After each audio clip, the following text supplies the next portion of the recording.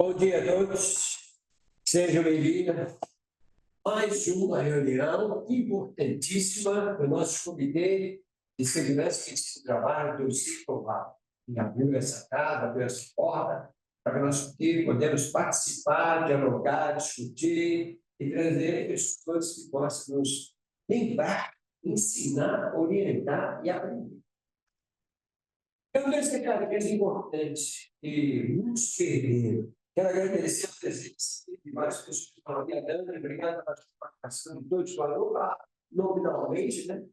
Mas eu quero agradecer a todos que estão aí, aqueles que foram entrar depois de uma chorou dele e está entrando atrasado, né? Mas tudo bem, o importante é participar, estar conosco e escutar e aprender. E uma coisa importante, ceder também. Vocês perderam que a 15 de 16, aqui, nosso auditório, tivemos um curso com o professor Eduardo Macari sobre psicossocial e economia. Foi fantástico, foi 2 dias assim, importantíssimos. Muitos dias, cada pessoa que é mestre na área, chegou todas elas, deixou coisa assim, tão bacana, e aprendemos. Foi assim, algo assim, vamos falar, importante. Perdemos que o valor do curso foi quase 30% do desconto que deu. E também a matéria foi assim, olha, eu fiquei assim, meio impressionado, porque ele disse muita coisa. A gente fica aí preocupado com a mente, com tudo que está acontecendo, é claro, né? Mas é importante a gente estar aqui vendo, aprendendo, e ele deu uma prática para nós, para desenvolver, fazer. E é claro, foi uma benção. Foi ótimo. E a segunda informação dele passar lá para o vídeo institucional, está tendo uma reunião em Brasília, com os participantes da primeira reunião para discutir sobre a prorrogação do item da ANS do psicossocial. Eu já eu posso fazer algo para os empresários, para todos nós que aí podemos estar mais habilitados, estar mais atentos e fazer a coisa acontecer. Vamos estar. Então, também durante a reunião pode ter informação, a gente passa para vocês, se não, através do nosso comitê, a gente passa a informação vindo lá de Brasília. Mas o importante, e hoje nós temos 2 convidados aqui, e depois no vídeo eu vou apresentar eles para você, e nós vamos falar dessa matéria aí. Tem como aí o vídeo entrar na pauta para nós? O Comitê de Segurança e Medicina do Trabalho é uma iniciativa do Grupo Pão de Açúcar com apoio do Cincovaga, que reúne empresas do setor varejista com o objetivo de promover um ambiente de trabalho seguro e saudável. Por meio desse comitê, as empresas têm a oportunidade de compartilhar experiências, conhecer boas práticas, saber detalhes das normas e discutir questões relevantes para a segurança dos colaboradores. Participar desses encontros proporciona aos empresários uma visão ampliada sobre os cuidados necessários no ambiente de trabalho. Todos têm a oportunidade de aprender técnicas de prevenção, identificar possíveis riscos e adotar medidas de proteção a fim de garantir a segurança e o bem-estar dos empresários e de seus colaboradores. Essa iniciativa coletiva contribui para a melhoria contínua das práticas de segurança e medicina do trabalho em todo o setor, elevando os padrões de qualidade e cuidado. O Comitê de Segurança e Medicina do Trabalho conta com especialistas e palestrantes renomados, com o objetivo de trazer discussões relevantes que proporcionam uma atuação mais consciente e segura, garantindo conhecimento e crescimento sustentável das organizações. Faça parte você também do Comitê de Segurança e Medicina do Trabalho. Excelente. O comitê hoje está com mais de 20 pessoas participando do grupo. O comitê começou em São Paulo, hoje está no Brasil. Então, não tem portas e bairros. A nossa especialidade vai para comércio, para registro, comércio em geral. Mas também não tem fronteira nenhuma. A gente discute aquela matéria, a lei é para todos. Nós vamos buscar uma facilidade de como entender e poder ajudar na área que vivemos, que é o comércio, varejista. Mas, quando a gente hoje, eu não falo de gestão de saúde corporativa, e não falar sobre estratégias para um ambiente corporativo, produtivo e mentalmente saudável. Quando se fala mentalmente saudável, é o que está hoje aí discutindo, brigando e fazendo cada coisa nos bolos salgados, bolos, sabe o bolo salgado tem? Então, tivemos informações que deixam a gente preocupado e quando a gente participa do evento, no curso, a gente vê que a coisa não é da forma que eles estão pintando, tá? Então, tome cuidado aí, quem está ouvindo e outra, aparecendo muitas informações aí, é fake news, tá? A gente também fica atento ao que está acontecendo aí. Vai nas fontes, entra no site do Ministério do Trabalho, checa as informações, tá? Então, vendo até publicações aí que precisam tomar todo cuidado nosso hoje, é bom, tá? Então, o que temos hoje? Estamos aqui. Estou aqui com Paulo Carneiro, eu não sei se trocava o nome, tirava o Carneiro, botava o nome, ele ficava comigo, das partes com ele. E ele quer várias organizações, depois o vereador Paulo explicou onde ele está, o que ele faz, né? E ele trouxe para participar com a gente aqui também, que vai ministrar a palestra, o Vinícius, que são parceiros deles, eles vão falar e onde é essa parceria e como é que eles vão abordar. Então, o Paulo vai trazer algumas informações importantes, porque ele, como engenheiro de segurança do trabalho, também como diretor de empresa, como também participante, membros de algum grupo, que eu quero que ele explique quais são os grupos, que grupo ele participa e como ele participa. E qual a importância que ele está aqui, porque é o mérito, a honra que tem honra, né? Eu trocava o nome dele, né? A idade diz que ele muda alguma coisa, não muda da cabeça. Então, Paulo Carneiro, seja bem-vindo, seu parceiro Vinícius, e agradeço também que aqui está mesmo muito importante ver coisas ele, né? A nossa artista, né? Então, e a nossa doutora que está aqui conosco nos dando apoio. Paulo, palavras suas. Explica para mim o que você está fazendo, onde você está, meu amigo. Maravilha, Carlos. Bom, primeiramente, muito obrigado, né, pela presença dos amigos. Estamos entre amigos aqui. Graças a Carlos, Vivi, Aline, Graças a Carlos. Sei que alguns amigos também estão acompanhando a gente. Quero agradecer aqui a alguns deles que fizeram o esforço de divulgação para nos prestigiar, como Rodrigo Vieira Vaz, Cleiton Souza, daqui de São Paulo, Zé Eduardo Júnior do Rio, né? A doutora Marenice Mendonça, que é a nossa diretora médica, nossa parceira, que estamos acompanhando, já vi ali pelo vídeo. Obrigado, Mari. Bom, hoje estamos trazendo o tema, né, sobre saúde corporativa. Eu estava brincando com o Vini que eu vou ficar como uma espécie de assistente de palco. Ele será o Silvio Santos e eu serei o Rock. Vou ficar só na base do vai para lá, vem para cá, vem para cá. Tá? Mas, de fato, o Vini é quem vai conduzir a apresentação. Tá. E eu, no final, vou fazer uns acabamentos, né, sob o ponto de vista, sob a ótica da engenharia de segurança do trabalho. Obrigado também, colega. Tá? Carlos perguntou sobre as instituições que eu estou, né? Então, eu estou na Exame Medicina do Trabalho há mais de 20 anos, tenho uma atuação há mais de 20 anos, começou no Rio de Janeiro, né?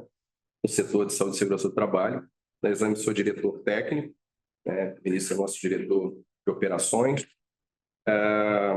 Estou na Abreste há 6 anos na diretoria, que é a associação que reúne algumas das maiores assessorias. O que é a Brest? Breste é a Associação Brasileira de Empresas de Saúde e Segurança no Trabalho. Reúne, né, uma boa parte das grandes e mais renomadas consultorias do... Estamos esperando a Medline, doutor. Aproveito para fazer o convite aqui. O Ricardo, nosso presidente, nos assistindo, com certeza endossará esse meu convite. E nós estamos desenvolvendo esse trabalho já há 6 anos. Eu, durante boa parte desse tempo, estive à frente do selo de qualidade Abreste, né, que é a menina dos olhos nossa lá na associação. Também estou na APAEST, que é a Associação Paulista de Engenheiros de Segurança do Trabalho, estou na diretoria também há 4 anos.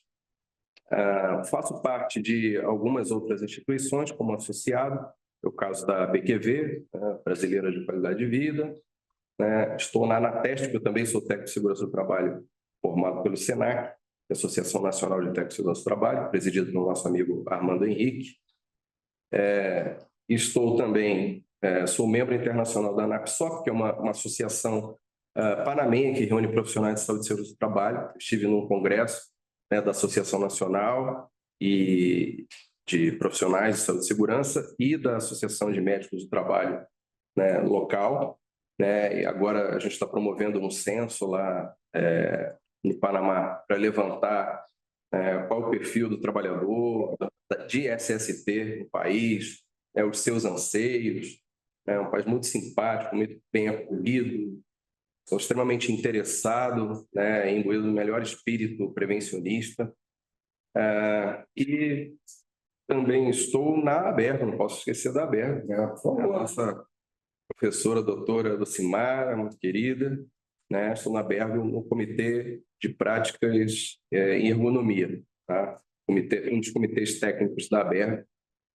Na época fui convidado pelo Marcato, a integrar o grupo.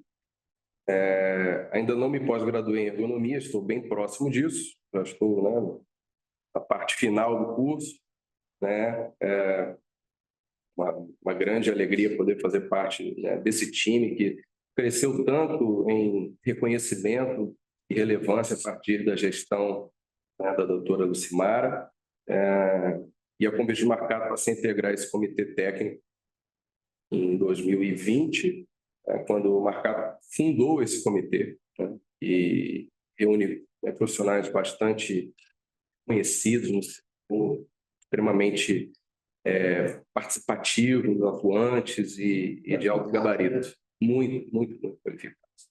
Você tiver a honra de participar do primeira live, vamos colocar assim, workshop online da ABERG, foi no início de 22, falando exatamente sobre os encaixes entre NR1, NR9 e 17. E na plateia, né, que era virtual, mas estava lá o Dr. Hudson Couto, então, assim, além de outros grandes nomes, um Chapadeiro, Almir, presente para mim, por ter essa oportunidade. Nós estamos aqui com o amigo Vini, ele vai fazer a apresentação dele, formal, para vocês, e eu já vou começar, eu não volto para finalizar, não, já começo. Você já passa a bola aqui para o Vini. Ele vai fazer a apresentação oficial dele e também vai discorrer sobre o tema, né, de uma maneira bem ampla e abrangente. As pessoas que tiveram uma dúvida, uma pergunta... Daqui a pouco. A Claudinha me cobrou aí já. Chega no chat e no término, Não, eu ligo para ela, prefiro. por gentileza, deixa o microfone desligado, por favor.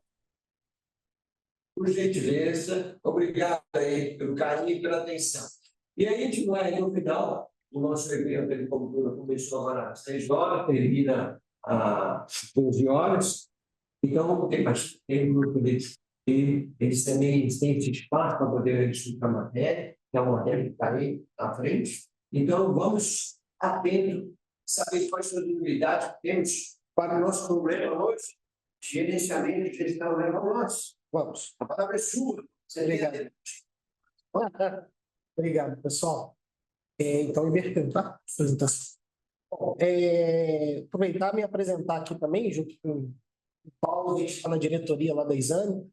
Estou na diretoria de operações da Exame, estou controlando lá toda a parte operacional e comercial. A Exame é uma empresa que tem mais de 40 anos de atuação no mercado de saúde e segurança. Falando um pouquinho de mim, eu sou administrador de empresa, não sou da área de saúde, eu não sou nem da área de segurança do trabalho. Eu estava até comecei nesse mercado em 2002, então a gente está chegando em 23 anos. Eu entrei na área de saúde ocupacional. Tive uma passagem também, algumas passagens pela área de saúde assistencial. Nesse período desenvolvi, fiz alguns cursos, pós-graduações. Atualmente estou cursando o MBA de Gestão em Saúde no Einstein, está dando uma bagagem sensacional. E me dá o poder de a gente falar um pouquinho sobre gestão de saúde, e o foco aqui é a área corporativa, que é a área que a gente atua, os RHs e os SESMITs atuam. Então a gente vai brincar um pouquinho disso aí para a gente tentar fazer um aparato, vamos trazer também, porque faz parte da gestão de saúde corporativa, falar de saúde mental, então a gente vai falar um pouquinho disso também.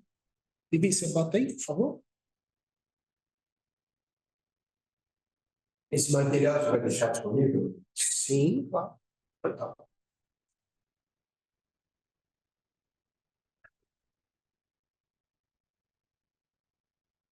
Vamos lá. Podemos já ir ali. A apresentação já fiz, né? Tenho mais de 20 anos na experiência na área de gestão e liderança de empresas da área de saúde, tanto ocupacional quanto assistencial. Atualmente, diretor de operações da Exame.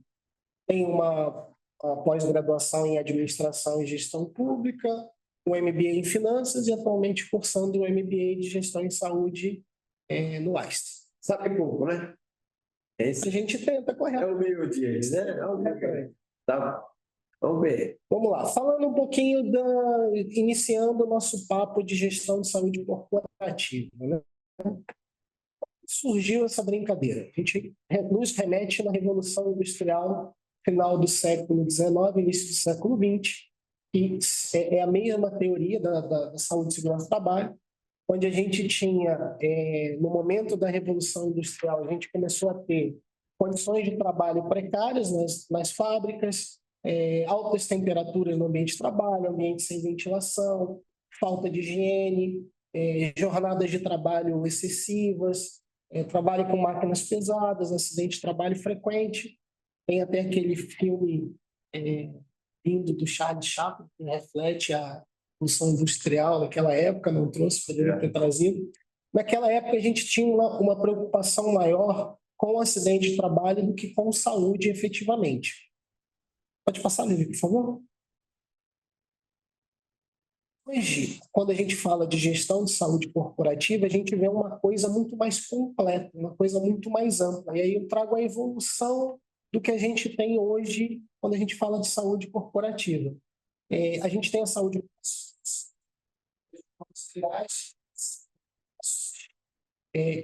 a partir do momento que a gente foi encontrando esses problemas, acidentes de trabalho, mortes no local de trabalho, houve-se a necessidade de começar a regulamentar a área de saúde e segurança do trabalho, e aí vem as normas legais aparecendo ali a saúde ocupacional e a segurança do trabalho realmente acontecendo. Depois a gente passa por um momento em que houve pode voltar, por favor. Passa por um momento em que houve a qualidade de vida no trabalho, que houve a necessidade de você enxergar o trabalhador de um ponto de vista mais humano, com qualidade no local de trabalho. Então, começam a ter algumas ações em relação à qualidade de vida no trabalho. Depois a gente passa por um momento em que as empresas começam a oferecer para os seus funcionários os benefícios de saúde, como forma de retenção, por uma dificuldade que a gente tem histórica de saúde pública. Então, começa a existir o benefício de saúde, principalmente o plano de saúde. Entramos, então, na fase da saúde mental, que começa agora uma preocupação em relação à saúde mental. Isso tudo vai nos ligar lá na frente ao bem-estar dos trabalhadores.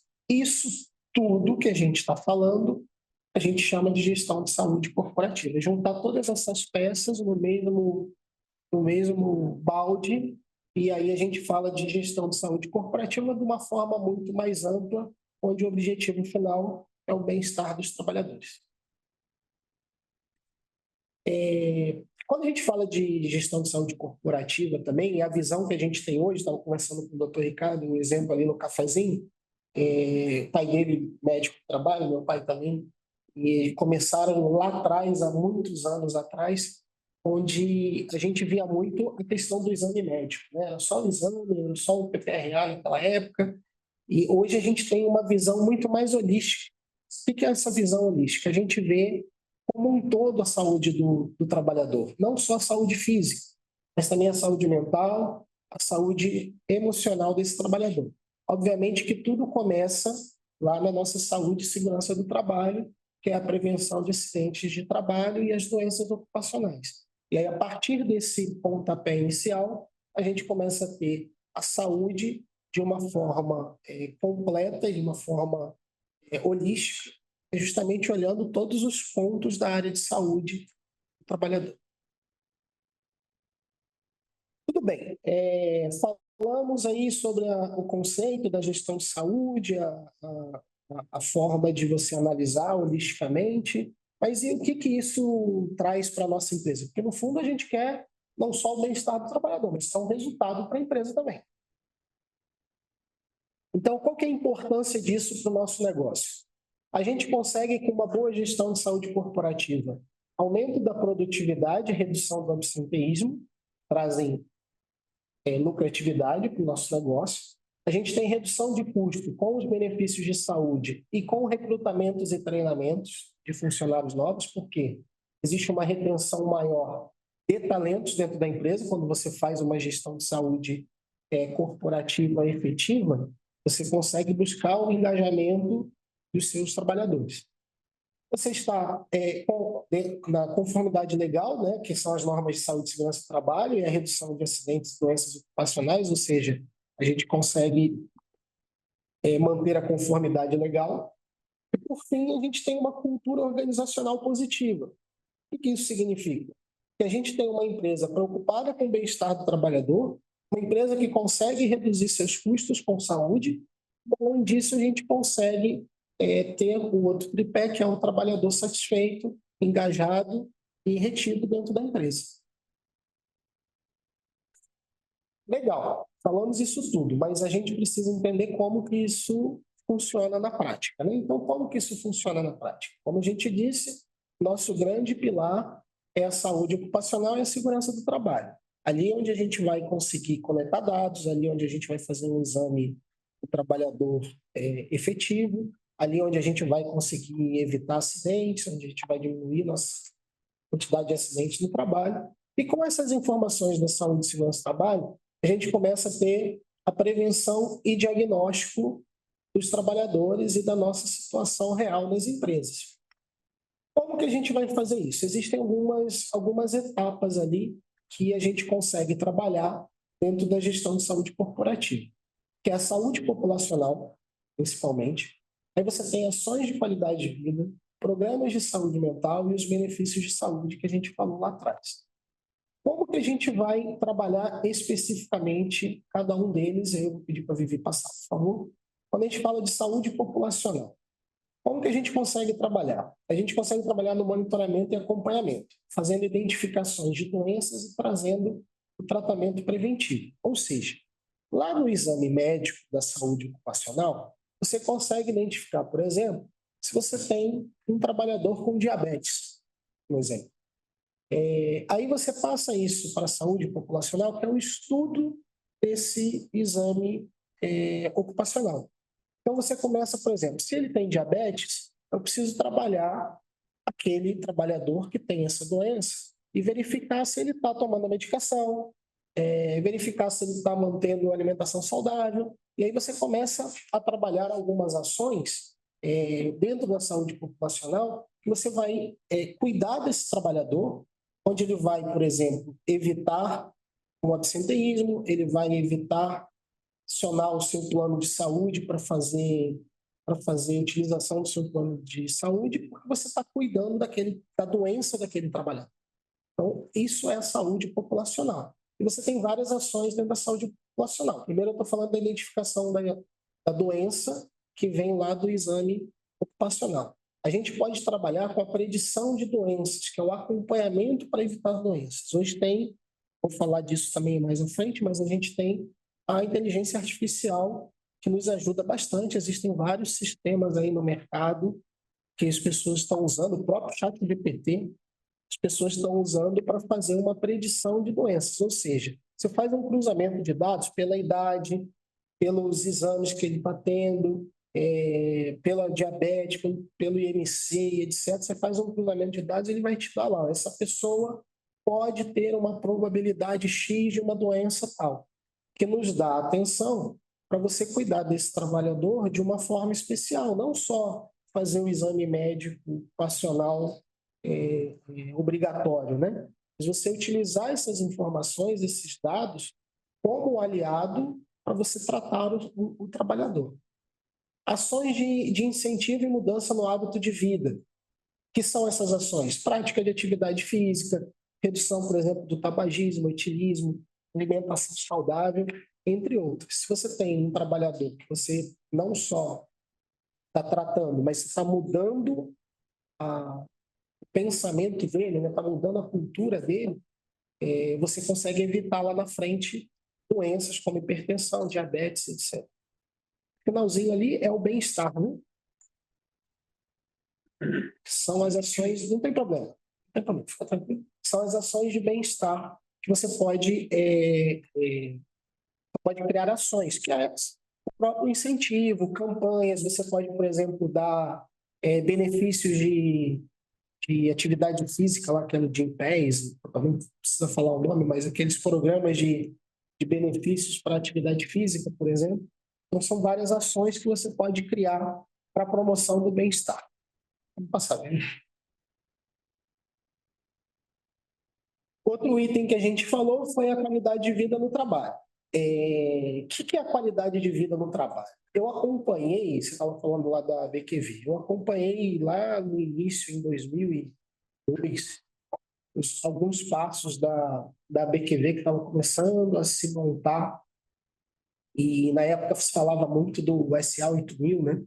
Era responsabilidade social e o foco era voltado à responsabilidade social e trazia-se muito a questão da qualidade de vida no trabalho. E naquela época, 20 e tantos anos atrás, ainda não se falava da qualidade de vida no trabalho como a gente fala hoje. Qual que é a ideia da qualidade de vida no trabalho? É você trazer um ambiente de trabalho seguro. Seguro no sentido de evitar acidentes, de estar com os móveis ergonomicamente corretos, iluminação, tudo aquilo que a gente falou ali atrás, que acontecia na Revolução Industrial, a gente traz agora aqui. Quer dizer, imagina que numa época as pessoas trabalhavam numa sala sem ventilação, parece uma coisa absurda, mas isso é a qualidade de vida no seu ambiente de trabalho. Você tem um mínimo de condições de efetivar o seu trabalho. Conforto no ambiente de trabalho, ou seja, áreas de descanso, aquelas empresas que promovem alimentação, refeitório, você tem uma coisa higiênica, com alimentação adequada, parece coisas mínimas, isso é importantíssimo nos dias de hoje.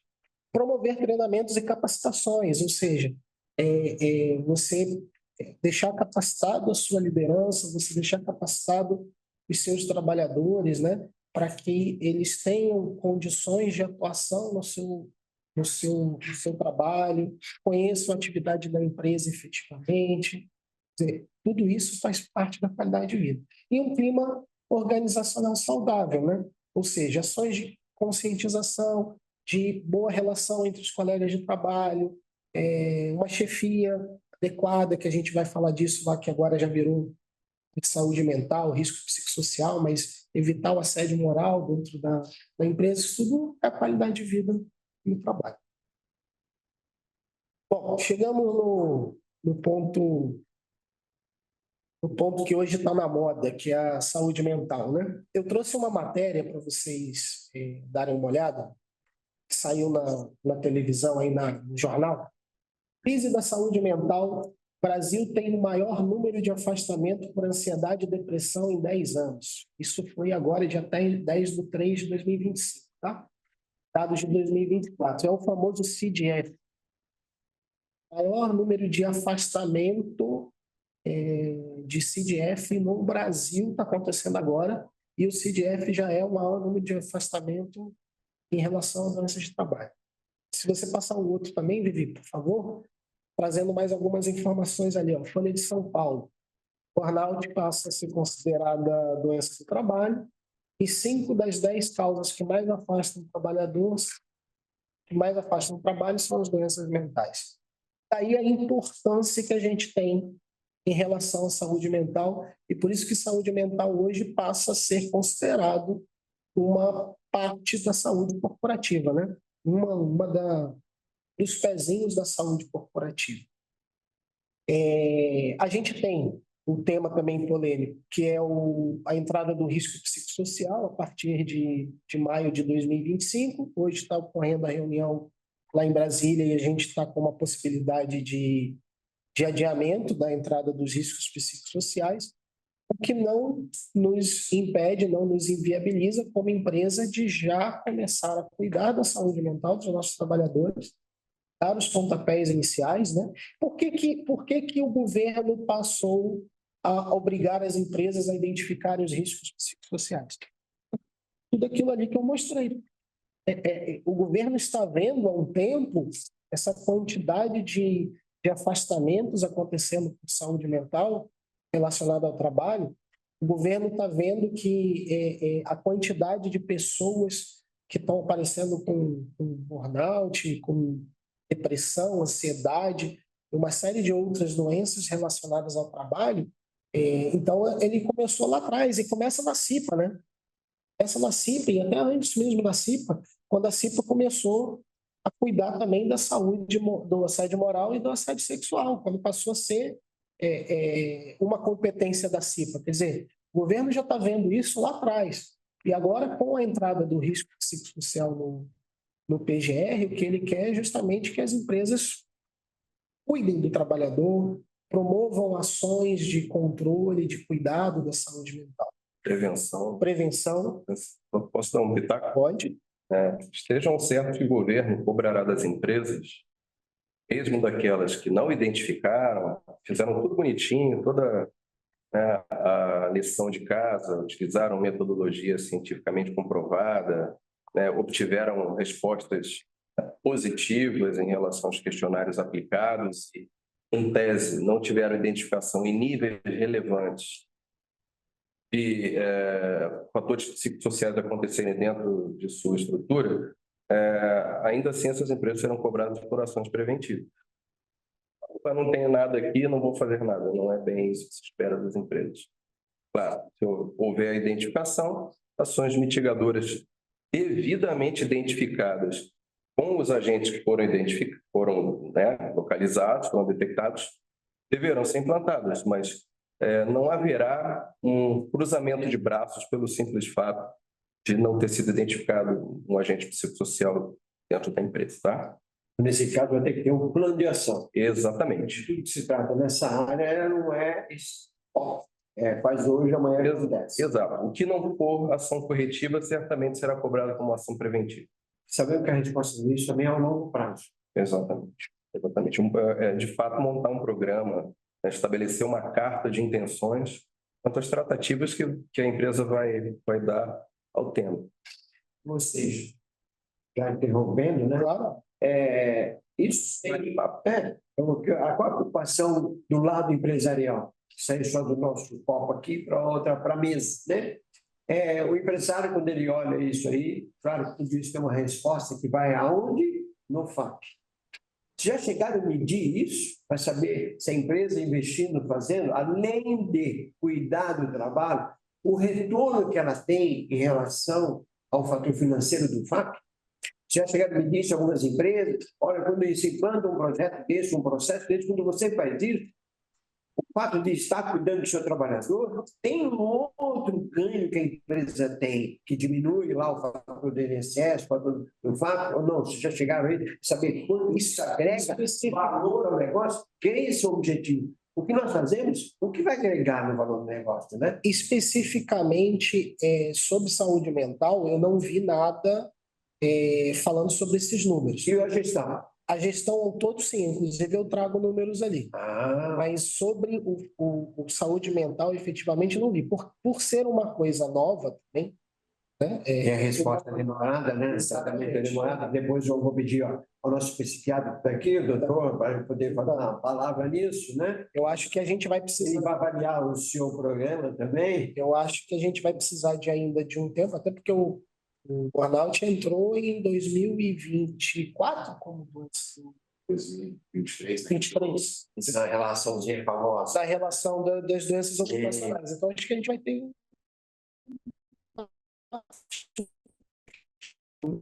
Eu acho que a gente já tem capacidade de começar a trabalhar nisso.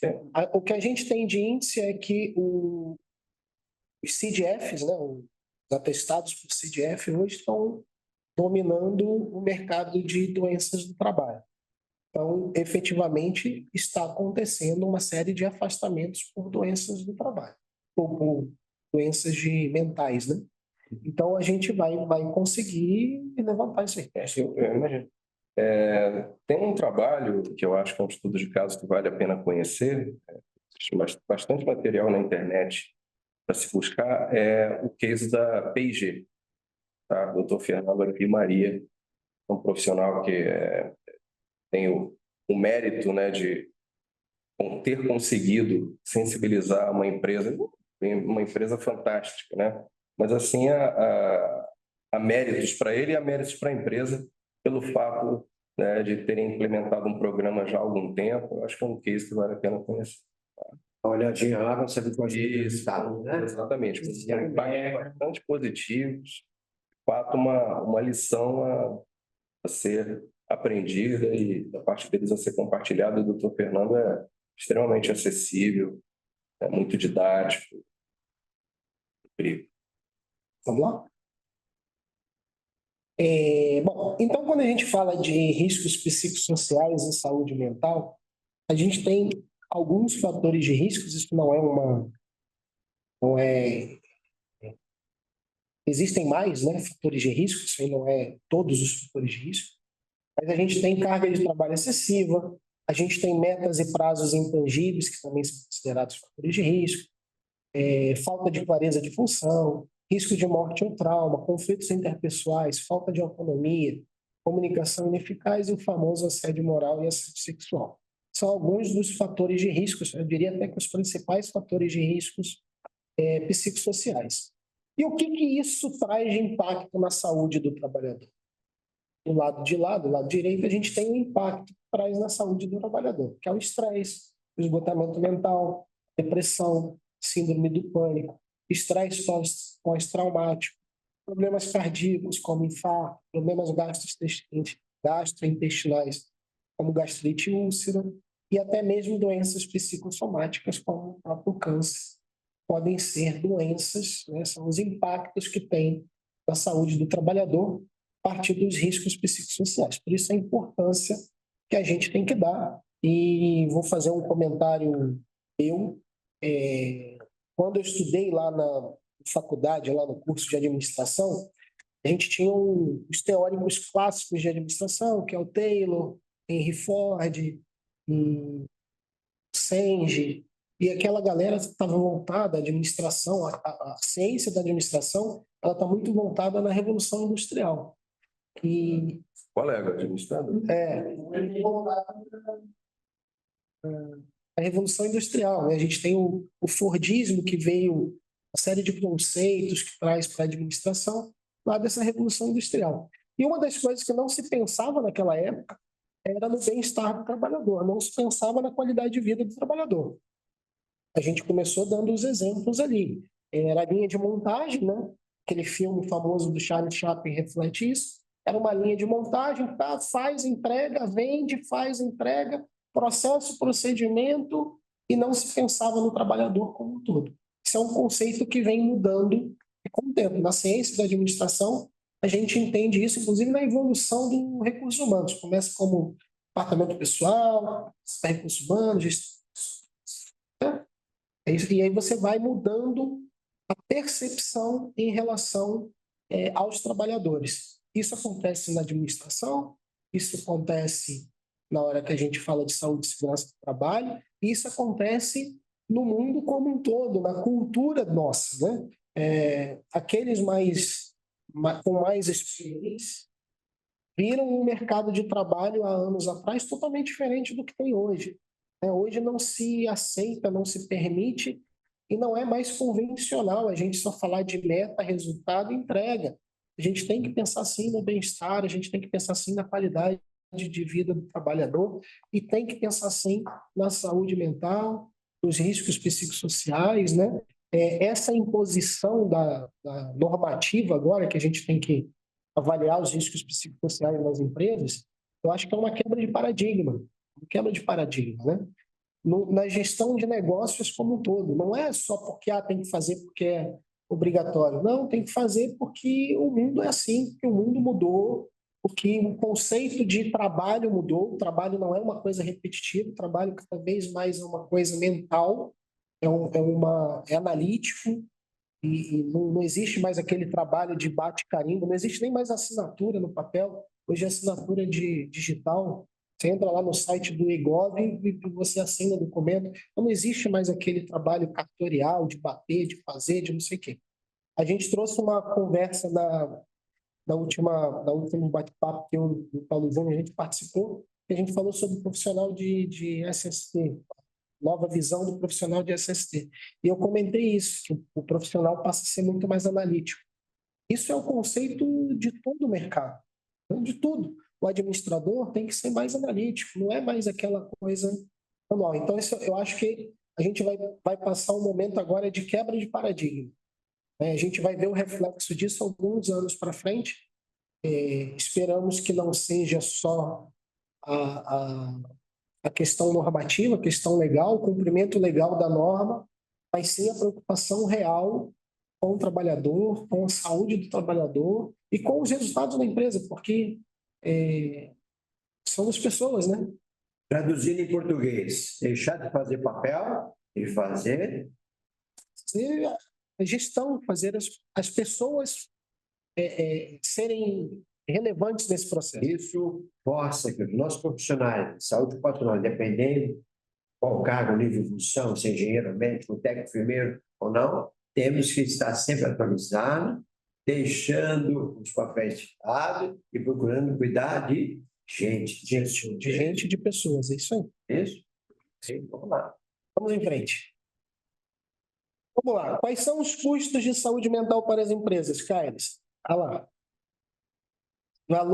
Valor econômico, tá? Matéria do valor econômico de março de 2023. Perda no faturamento das empresas por ano, empresas brasileiras, tá? 397,2 bilhões por ano. Dados do valor econômico. Temos ali um dado também do Sebrae, de uma pesquisa do The Wall Street Journal. Aí ele fala já do impacto econômico global em relação a doenças mentais. $1 trilhão de perda ao ano. Tá? São dados, não é com base no FAP, mas são dados que você começa a refletir. Aí a gente está falando de tudo, de absenteísmo, de afastamento previdenciário, a gente está falando de custo de recolocação de um profissional que possa ter tido um afastamento por doença ocupacional, ou até mesmo a gente fala de ambiente tóxico, né? O colaborador chega no local, é um ambiente tóxico, ele vai embora.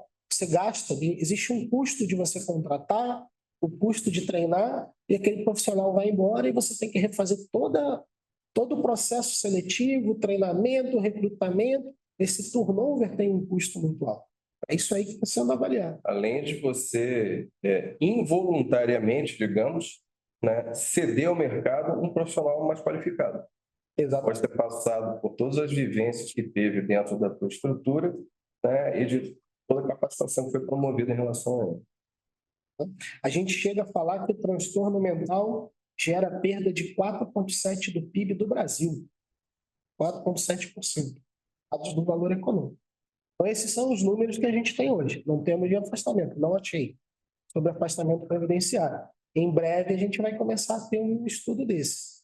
Mas hoje, eu acho que a gente já começa a se assustar, por isso que...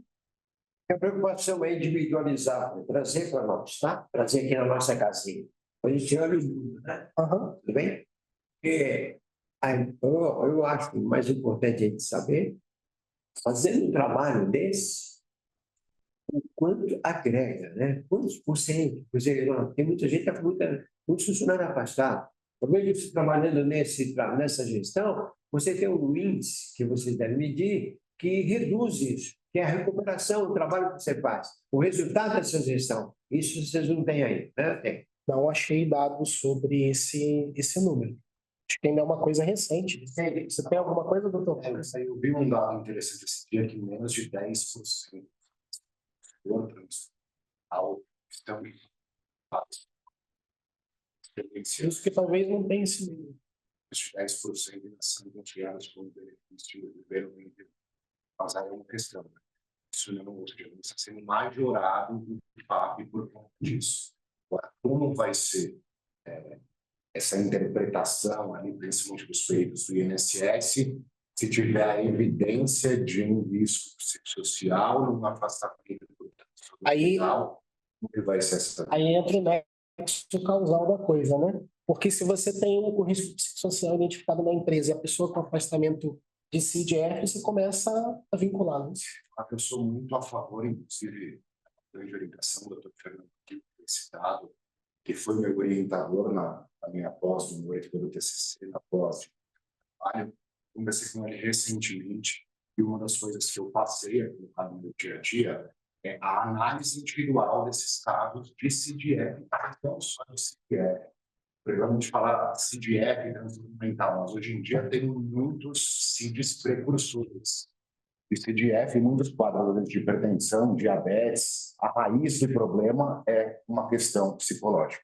Isso muitas vezes é deixado de lado, né? Então, assim, a gente precisa ter esse tratamento individualizado dessas pessoas, efetiva gestão de saúde, para tentar desvincular, pensando no nosso lado, né, como empresas. Então, desvincular argumentos que, olha, isso não possui relação com a atividade. Ou, às vezes, o trabalho ele pode até contribuir, mas eu vejo muito como esse aspecto, o psicossocial, sempre vai ter um fator social envolvido. Então, até que ponto a empresa é responsável por esse adoecimento? Mas eu acho que a grande preocupação do lado empresarial é essa questão da concausa, né? Sempre vai ter pelo menos um detalhe ali envolvido do ambiente ocupacional. E por conta, às vezes, desse detalhe, isso vai ser vinculado, isso vai dar nexo lá, isso vai majorar o fato, vai gerar estabilidade, enfim. Isso tem uma série de consequências que eu acho que aí só o tempo vai dizer como que isso vai ser. Eu concordo que a coisa é complexa e eu vou até acrescentar com mais um detalhe. A pessoa pode até ter um problema de saúde mental que não seja ocasionado pelo trabalho, mas efetivamente afeta, né? Por exemplo, você tem um problema de saúde dentro da sua casa, né? Seu filho está com problema de saúde. Isso te afeta, pode te levar a um caso depressivo, de ansiedade, alguma coisa nesse sentido, e efetivamente vai te atrapalhar no seu ambiente de trabalho. Isso é fato.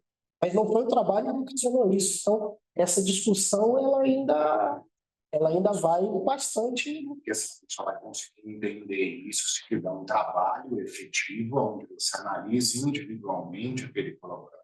E aí não vão ser ações coletivas.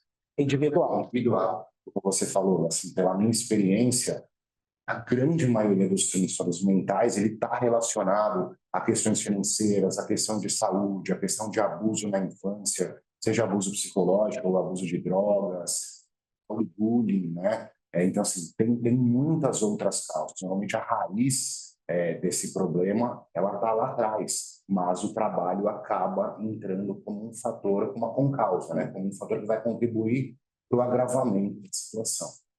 Eu acho que, assim, é um tema grande, complexo. Acho que a gente vai evoluir bastante nesse tema aí, principalmente os nossos médicos, né, profissionais de saúde e segurança, ainda tem bastante coisa para discutir. Eu estou tentando trazer aqui números, né? A gente justamente começar, que foi a ideia do Caires aqui, mas o quanto isso impacta? Esses são os impactos que a gente tem de Brasil inteiro. Começa a gente... O quanto eu contribuí com isso, eu não sei aí, né? Eu sei que os riscos psicossociais estão nos tornando também. A nossa saúde mental está sendo afetada, mas vamos em frente. Vamos lá. Falando de saúde mental, assim como a gente fez com todos os outros itens, na prática, como que funciona? Ter uma liderança preparada e atualizada, ou seja, né, a gente ter treinamentos efetivos com as lideranças, porque as lideranças são focos principais, né, na relação do trabalhador, então a gente tem que ter profissionais hoje treinados e capacitados no sentido de lidar com o que a gente falou aqui com o ser humano, né?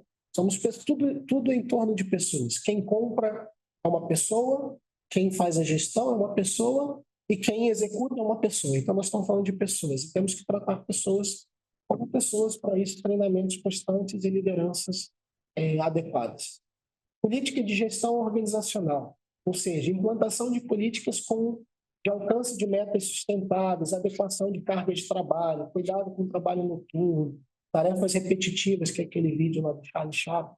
Ou seja, essas políticas, a empresa tem que ter uma política de gestão de não pensar, que a gente falou de qualidade de vida no trabalho, de cultura organizacional e etc. Tem que ser coisas sustentáveis, né? Não adianta a gente exigir de um colaborador nosso meta que, se ele trabalhar 50 horas por dia, ele não vai alcançar. Você vai gerar estresse no trabalhador, uma frustração, vai trazer um transtorno mental e não vai chegar naquela meta inadequada. Adequação de carga de trabalho. Tem gente, a gente sabe, acontece muito na área de saúde, que também é um dos grandes débitos aí ao CDF, né? Que recebe CDF, carga de trabalho excessiva, né?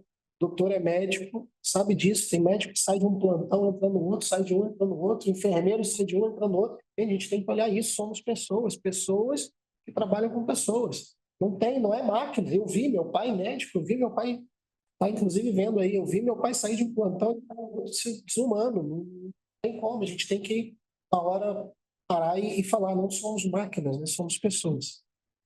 Apoios de profissionais especializados, ou seja, o acompanhamento da saúde ocupacional desde lá da ponta, a partir do exame médico, uma saúde populacional, um controle, de um olhar clínico para aquele caso. O doutor acabou de falar, exemplo, que casa com isso aqui. A gente tem que olhar lá o antepassado do trabalhador para você identificar onde está vindo a causa. Às vezes a causa não está nem na saúde mental ainda, está na hipertensão. Ou seja, é a saúde ocupacional que é o grande precursor disso. É ela que vai conseguir levantar esses dados e trabalhar isso com os nossos trabalhadores. E um dos pontos principais são os canais de denúncias, tanto para assédio moral quanto assédio sexual, que sejam canais de denúncias efetivos, que não tenham, que depois não tenha retaliação em cima do trabalhador, etc. Vamos em frente. Agora a gente fala um pouquinho dos benefícios de saúde, que a gente falou dos planos de saúde, aí eu vou trazer aqui um ponto importante. Os planos de saúde hoje são considerados o segundo maior gasto das empresas na atualidade. O primeiro maior gasto é a folha de pagamento e o segundo maior gasto são os planos de saúde. A gente tem uma grande quantidade de empresas oferecendo planos de saúde para os seus trabalhadores, porque o plano de saúde ele gera um engajamento, gera uma retenção de talentos, é um benefício. Como a gente às vezes não consegue dar um aumento de salário, a gente busca benefícios e o plano de saúde é o maior benefício hoje do mercado. Eu trouxe ali uma reportagem do Valor Econômico, que os gastos das empresas com plano de saúde representam em média de 14%, podendo chegar a 20% da folha de pagamento, é o segundo maior gasto. Estimativas para 2025, se eu não me engano, ali é de 20% a 30% de aumento dos planos de saúde coletivos, tá? Ficou ali em cima, mas se não me engano é de 20% a 30%. Então, o que isso significa? Que os planos de saúde coletivos têm uma estimativa para 2025 que aumentem o reajuste entre 20% a 30%. Vamos na próxima. Eu trouxe, falando nisso, eu trouxe uma pesquisa do Fórum de Saúde da Associação Brasileira de Recursos Humanos do Rio de Janeiro, feita pelo professor Luiz Edmundo Rosa, e vai nos rechear de algumas informações aqui. Eu quero que vocês vejam que está tudo interligado quando a gente falou a gente vai chegar lá no final, que é o bem-estar dos trabalhadores, e a gente tem aquelas etapas que a gente vem chegando. Então, a gente falou de saúde ocupacional, a gente falou de saúde populacional, a gente falou de qualidade de vida, e agora a gente começa a chegar no benefício de saúde, o quanto isso impacta para as empresas. E perceba que a gente pode trabalhar saúde ocupacional, junto com o plano de saúde, junto com a saúde mental, reduzir o nosso custo e aumentar a nossa produtividade dos trabalhadores. Eu trouxe essa pesquisa agora para vocês. Está quentinha também. Depois, se quiser, eu disponibilizo esse material também. Eu não trouxe a minha apresentação, mas eu tenho esse material, eu posso disponibilizar. Obviamente, eu não trouxe a pesquisa inteira, eu tirei só alguns prints para a gente a gente discutir aqui. Pode ir, Vivi, por favor. Como que foi feita essa pesquisa? 419 empresas, grupos pequenos, médios e grandes, empresas nacionais e multinacionais, com capital público e privado, mais de 3.150.000 pessoas com plano de saúde, tá? De vários tipos de setores da economia, ou seja, não tem um segmento próprio. Pode ver. Olha que dado interessante. Aumento dos custos do plano de saúde, tá? A gente tem ali 2020 e 2025. Até 5% das empresas, em 2020, tiveram 30% de aumento do plano de saúde, em 2025, 15%. Mais de 20% dessas empresas, desse grupo das 419, tiveram um aumento em 2020 de 8%, em 2025 de 28%. Refletindo totalmente naquela pesquisa que eu trouxe ali atrás, que a expectativa de aumento dos planos de saúde para o ano de 2025 está entre 20% e 30%. 28% pesquisa aqui. É um aumento muito grande em 5 anos. E aí existem diversas discussões sobre o porquê desses aumentos. Mas uma das coisas é que a gente pode criar no impacto dos expectativa de elevação de custos com o plano de saúde, tá? As empresas, com uma 46% dessas empresas, desse grupo de 419 empresas, tem uma expectativa de alta elevação dos custos de saúde para 2025. Você vê que está tudo convergindo. Pode ir no próximo, Vivi? A saúde é prioridade para as empresas? 50% desse grupo de estudo, da direção desse grupo de estudo, diz que a saúde é a prioridade nas suas empresas. E 48% dos RHs também consideram a saúde como prioridade. Então, vê que começa a ser dado importante para dentro das empresas em geral. Pode ir. Isso quer dizer que a direção está mais preocupada com o RH? A direção está mais preocupada com o RH. Segundo a pesquisa, Não acho. mais de 50%, 2%. A direção paga o boleto do convênio. está mais preocupada com o RH. Desse grupo, Por gentileza, é alguém com o microfone ligado aí. Obrigado aí pela atenção. desse grupo de empresas, mais de 50% não tem políticas, planos, comitês, inovação, processos e dados integrados, que é o que eu estou tentando propor para vocês desde o início. A gente vai fechar isso. Pode ir, Vivi. Insuficientes ações de promoção e prevenção. Essas empresas desse grupo aí, as empresas elas fazem ações isoladas, né? O que são ações isoladas? Vou fazer um exemplo aqui. Fazer uma palestra de alimentação saudável. Soltou uma palestra de alimentação saudável, nunca mais voltou para falar naquilo e efetivamente não tem um efeito, né?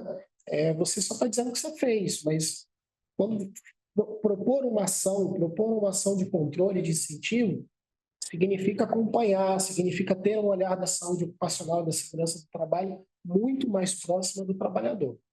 Tem uma menção, inclusive a fonte ali embaixo, que estudos internacionais mostram que para cada $1 investido em promoção e prevenção de saúde pode gerar $7 de retorno para a empresa. Eu já ouvi essa informação em outros lugares, mas tem um link ali embaixo também. Vivi. Atividade física. Estou conversando com o Dr. Ricardo também sobre atividade física. 53% das empresas oferecem convênios com academias, mas somente 31% incentivam a prática de atividade física. E aí eu quero trazer uma informação legal. Nós, na Exame, desenvolvemos uma ferramenta de gestão de saúde e segurança para os nossos clientes. E nós fomos apresentar para alguns clientes que é uma geralzona, inclusive de saúde populacional e tal, uma geralzona da saúde dos trabalhadores. E aí, uma vez a gente estava com diretoria de uma empresa, e aí a gente apresentou um dado que era mais de 60%, 63%, alguma coisa assim, não praticava atividade física. 63% da população dele não praticava atividade física. E aí a gerente de RH falou, poxa, nós damos 2 planos de academia para eles, o tal do Total Pass e o Gym Pass. Nós damos 2 planos de academia para os colaboradores. Não adianta você fazer e não ter a política da empresa de gestão, a política de incentivo, a política de estar perto das pessoas. Ah, estou dando um plano. O cara bota no bolso e é mais uma coisa. A gente tem que é o fundamental da saúde e segurança do trabalho. Incentivar, criar métricas, KPIs para você identificar se está trazendo efeito. E olhar lá os números, né? A gente tem esses números lá, a prática de atividade física. Está diminuindo o peso da galera? Porque a gente está conversando, estou fazendo atividade física e não está emagrecendo, então alguma coisa errada. Então a gente precisa tomar alguma ação, porque se você está pagando 2 planos para a sua população, e a população não está utilizando, faz sentido pagar também? Então, são... Aí tem que trabalhar no incentivo. Do incentivo, né? Trabalhar na conscientização da utilização. E hoje está em evidência, em botas, academia, onde está repleta de gente. Agora, a pessoa não pode entrar na academia que vai perder peso, né? Tem que entrar na academia que vai ter... São várias ações, saúde. Aí vem o quê? A apresentação do plano, o incentivo e a conscientização da importância do que leva a isso aí. Então, falta aqui um trabalho junto com os trabalhadores para a utilização. Então, não adianta estabelecer um plano de ação para não trabalhar nele. Exatamente. E aí está com acompanhamento, para saber qual é o resultado. Pô, eu estou fazendo, mas ninguém vai, então, peraí, tem algo errado aí. Exatamente. As ações, será que esse plano não está longe, será que não tem próximo, pegou alguém? Então, tem que saber os porquês, né? As ações isoladas acabam sendo efetivas. Você não vai...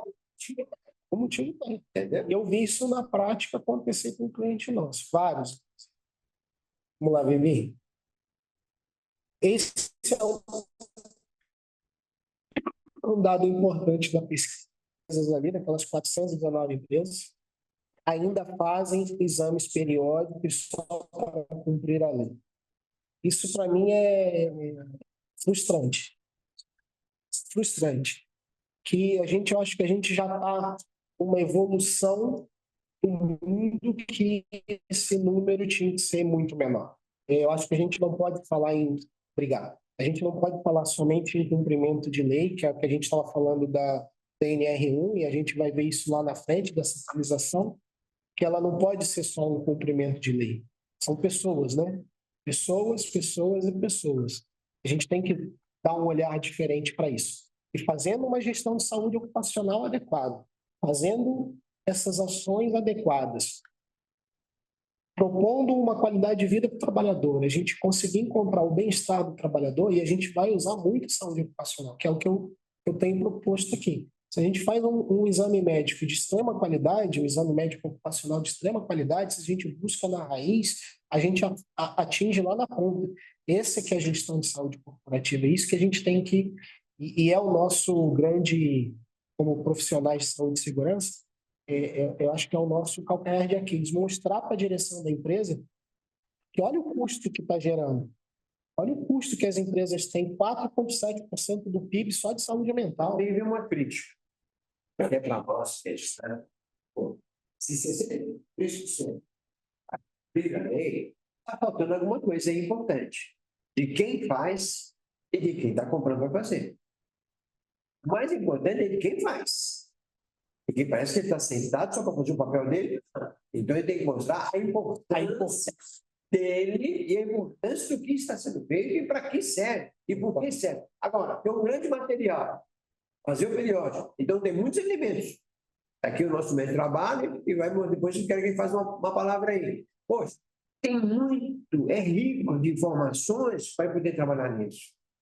Então, o que eu percebo nessa porcentagem aí, está faltando o quê? Informação para criar a importância dele.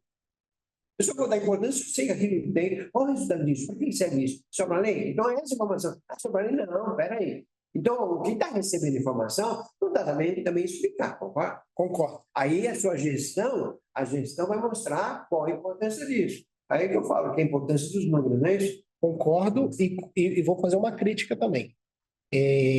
Eu acho que grande parte da culpa é nossa, de nós profissionais de saúde e segurança do trabalho, de não dar o valor necessário, exatamente, de não dar o valor necessário para a área que a gente atua.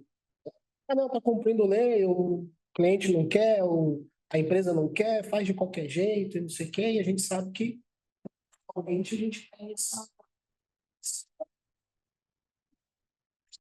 permeado e a gente precisa mudar isso.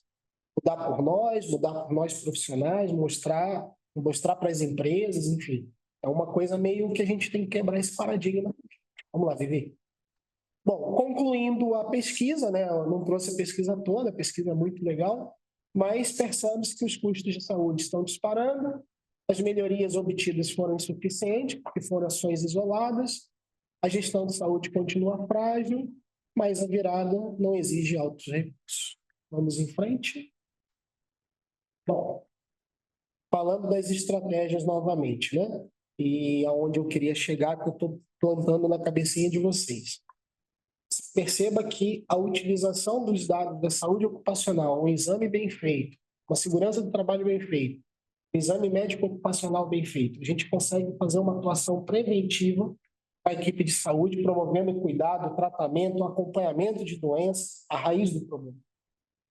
A gente consegue desenvolver programas de atividade física, podendo oferecer benefícios, como aqueles programas de desconto na academia, mas não de forma isolada, de forma efetiva. A gente consegue um incentivo à alimentação saudável, por exemplo, as empresas que possuem refeitório, fazer trabalho com nutricionista, fazer alimentação saudável diariamente, ter uma promoção do estilo de vida saudável, programas ergonômicos nas empresas, né? Para que a pessoa não tenha, porque também tem um alto índice de afastamento, problema de coluna, problema de postura. Então, ter ergonomicamente a empresa de forma adequada. Então, veja que a utilização dos dados na saúde ocupacional é a base, é o pilar que eu trouxe lá atrás para que a gente tenha uma gestão de saúde corporativa efetiva. Falando um pouquinho de tecnologia, né? A gente consegue utilizar algumas estratégias para nos auxiliar nesse trabalho todo. A gente já trouxe algumas ferramentas anteriormente, mas gostaria de trazer algumas ideias aqui também. A gente tem inteligência artificial hoje. A utilização de Big Data e Machine Learning permite que a gente consiga analisar grandes volumes de dados, por exemplo, da empresa lá que o Dr. Ricardo ele é coordenador. Uma gama enorme de dados, uma gama enorme de trabalhadores, com uma utilização de uma inteligência artificial, por exemplo, você consegue tirar informações importantes de lá, fazer cruzamento de dados, isso tudo com auxílio da inteligência artificial. Não é uma realidade distante, tá? Já tem. Na saúde ocupacional, nós temos aí um sistema no mercado que está engateando na inteligência artificial. Ainda tem muita coisa para melhorar, mas quando a gente fala de saúde assistencial, o pessoal está lá à frente. O próprio Einstein, a gente já teve, eu tive lá, inclusive, no Einstein, no Centro de Operações, a gente já teve como diretores lá do Einstein, inteligência artificial para eles virou ferramenta de trabalho, é igual o celular, tá? Então, eles conseguem, inclusive na parte de baixo ali, quando eu falo de automação de processos e redução de custos administrativos. Tem um número que um professor nosso nos passou na aula, que o Einstein gastou 175 milhões de dólares para a implantação do prontuário eletrônico dentro do Einstein. 175 milhões de dólares. Mas o que isso quer dizer? O cara faz o lançamento ali, está atendendo o paciente, está botando no computador, isso já está saindo na ficha dele, ele está com a concentração de dados enorme. Isso lá no futuro, o impacto que isso vai trazer é muito maior. Entendeu? Então a gente começa a ter algumas coisas para nos ajudar, inclusive na tomada de decisão. Eu vi uma matéria ontem dizendo que uma inteligência artificial identificou um câncer numa pessoa 5 anos de acontecer. vai acontecer daqui a 5 anos, ele já identificou que daqui a 5 anos. Então, é meio louco, é um metaverso, é uma coisa maluca, mas está aí, e as pessoas estão usando. Então, assim, eu acho que a gente tem que usar a nosso favor a tecnologia. Não substitui, não tenho medo, não substitui o médico, não substitui o profissional, é uma ferramenta a mais para a gente. De auxiliar. De auxiliar, não de substituir. Não de... Vamos lá, Lili.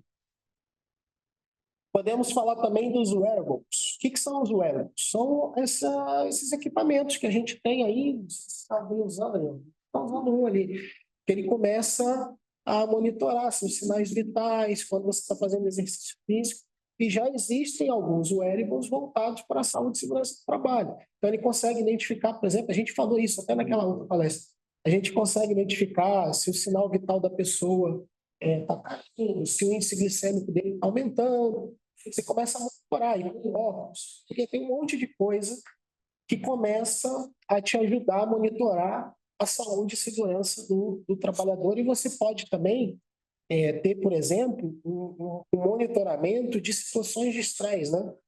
Se você está monitorando o trabalho, igual aquele tio Volta, que fica lá medindo, você começa a identificar padrões, né? Então, por exemplo, num determinado período, o colaborador tem mais sono, então naquele período você começa a fazer alguma coisa para distrair ele, para ele não ter sono, enfim. É uma infinidade de informação, de coisas que podem vir com o uso da tecnologia. Pode vir. Falei isso tudo para a gente chegar nessa parte aqui que é a mais importante. Se a gente consegue fazer um trabalho adequado com a nossa saúde, segurança do trabalho, se a gente consegue fazer um trabalho adequado com a nossa saúde populacional, tratando os colaboradores, preocupado, incentivando, diminuindo todos os índices da empresa, a gente consegue uma diminuição da sinistralidade do plano de saúde, que é o que está tendo um aumento enorme no custo das empresas hoje. A gente consegue a diminuição dos afastamentos previdenciários. A gente consegue uma diminuição no absenteísmo, porque a gente está tratando a saúde dos trabalhadores. Consequentemente, a gente tem uma diminuição no acidente de trabalho, porque a gente está usando, inclusive, a tecnologia a nosso favor. A gente tem uma baixa no turnover, porque a gente está cuidando do nosso trabalhador. Ou seja, estamos diminuindo os custos da saúde corporativa. Consequentemente a isso tudo, estamos aumentando a produtividade, porque são trabalhadores saudáveis, estamos aumentando o presenteísmo, estamos criando engajamento com os nossos trabalhadores. Só sucesso. O que você entende por presenteísmo? Presenteísmo é diminuição do absenteísmo e mais efetividade no dia a dia de trabalho, né? Presenteísmo, eu faço uma leitura de que é uma espécie de missa de corpo presente. E hoje uma coisa que ninguém está, tirando o psicossocial, que vem a moda isso, a pessoa trabalhando doente, isso é presenteísmo, não é isso? Está presente, mas não está produzindo? Está presente, mas está enfermo, é isso, doutor? Acho que está muito ligado ao presenteísmo e os custos indiretos do absenteísmo. É difícil até você mensurar. Normalmente a gente custeia o absenteísmo, quanto aquele trabalhador ganha por mês, divide por 22 dias, chega num determinado valor. Tá, mas se ele falta, alguém tem que fazer a função dele, gera sobrecarga, hora extra, EPI, treinamento, aumento de chance de acidente. Assim, são custos muito maiores, na verdade, do que o absenteísmo direto. Então já o presenteísmo já fica difícil. É mais difícil de você mensurar. Aí vai ser muito, acho que está muito relacionado à produtividade. Exatamente. Talvez em outro tipo de atividade seja mais fácil. Avaliar os números, Varejo um pouco mais complicado. Aí ele vem uma condição, será que nós cuidamos do presenteísmo? Essa é a pergunta que nós olhamos o presenteísmo, e essa palavra é pouca, muito pouca mesmo, mencionada, até falado, até dito, não tem. Aliás, é um tema para a gente poder trabalhar, trazer como aqui para discutir, né? Cuidar, como avaliar, como fazer, como mostrar o interesse com referência ao funcionário que está trabalhando, não sabemos como ele está. Aí eu vou lá naquele 63% do periódico que não tem resultado. Então, o periódico, justamente, o profissional não está buscando que ele presente está ou não.